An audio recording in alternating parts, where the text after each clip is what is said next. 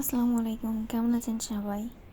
সবাইকে রমজানের অনেক অনেক শুভেচ্ছা। দেখতে দেখতে 6টা রোজা আজকে চলে গেল।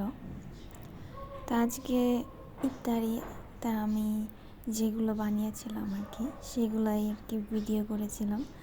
ইফতারিতে তো সবাই ভাজা পোড়া খান, সবাই পছন্দ করে।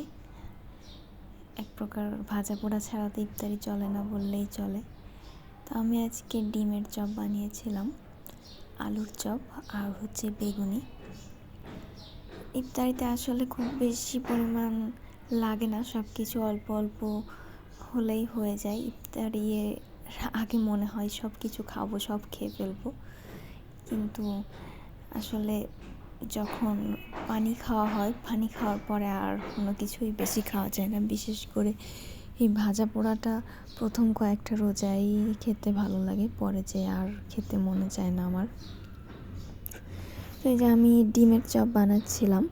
তো 2টা ডিমকে 4 ভাগ করে এটাকে আলু দিয়ে কভার করে এটাকে বেসনে ভাজবো।